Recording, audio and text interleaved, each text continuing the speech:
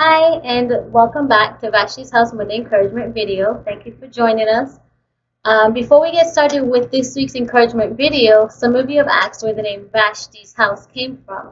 And it actually came from the book of Esther, the first chapter. Vashti was queen to King Xerxes, and she was rejected by her husband, and she was put in isolation. Sometimes a single mother can feel rejected and she can feel isolated. Sometimes people can put her in a stereotype, which can cause her to feel even further ostracized. But the interesting thing is that Vashti was actually a very beautiful woman. In verse 11, it says that she was fair to look upon. And the name Vashti actually means beautiful one or beautiful woman. Second, Queen Vashti was just that. She was a queen. She was royalty. And third, she was known for being a lady. She was dignified and she had a lot of self-respect. And so Vashti's house strives to show this to our moms. You know, we want them to know that they are royalty and they're special to God according to 1 Peter 2:9. We want them to know that they're beautiful and they're dignified, self-respecting women according to Proverbs 31:25 and 26. So hence the name Vashti's house. So now we're going to go ahead and start with this week's encouragement video. And I am going to be reading from Exodus 13, chapter 13, verse 8 and 14 to 16. So last week we spoke about preparing our arrows, the arrows in our quiver for our launch date. And I believe the first step in preparation is teaching our children how to have a natural daily walk with God.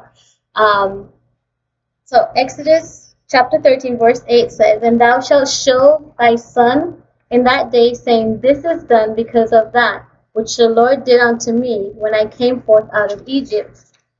Verse 14 says, "And it shall be when thy son asketh thee in time to come, saying, What is this? That thou shalt say unto him, By strength of hand the Lord brought us out from Egypt, from the house of bondage. And it came to pass when Pharaoh would hardly let us go, that the Lord slew all the firstborn in the land of Egypt, both the firstborn of man and the firstborn of beast. Therefore I sacrifice to the Lord all that openeth the matrix, being male, but all the firstborn of my children are redeemed. And it shall be for a token upon thine hand, and for frontlets between thine eyes. For by strength of hand the Lord brought us forth out of Egypt."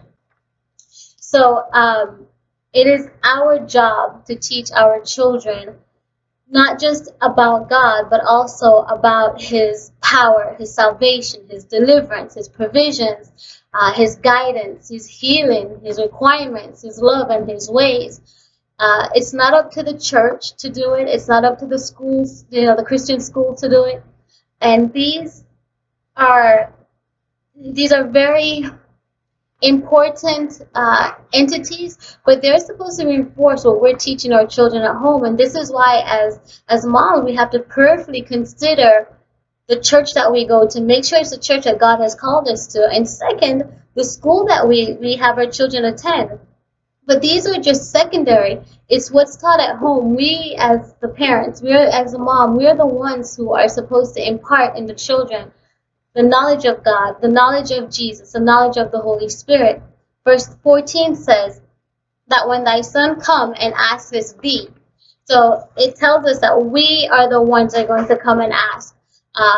And when they come, we have to let them know who God is and what He has done in our lives. We're the ones to teach them to have a relationship with God. In Deuteronomy chapter 6, verse 7, and in chapter 11, verse 19, it says that teaching our children about this relationship with God should be a daily, natural occurrence. It says when you sit down, when you stand up, when you're walking, when you're eating, we can teach our children about a relationship with God in everything that we do.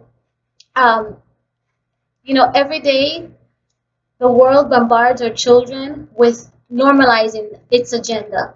And so every day we have to have a conversation with our children about God and God's agenda, about God's purpose, plan, and expectation for their life. And the best way that children learn is through observation and through modeling. And so they're going to learn how to have a relationship with God based on our relationship with God, based on our natural daily walk with God. We ourselves have to have that relationship with the Father, with the Son, and the Holy Spirit. And then we can teach it to our children. So not only are we saying it to them and we're teaching it to them, but we're also showing it to them how it looks, how it plays out. And I just want to encourage you that if today you don't have that natural daily relationship with God, or if you don't know how to teach your children how to have that conversation with them about having a natural daily relationship with God, please reach out to me through email or through Facebook Messenger so I can get you some really, really good resources in how to have your own personal relationship with God, but then also how to teach your children to have their own personal relationship with God. Thank you for joining us, and I will see you next week, Monday. Be blessed.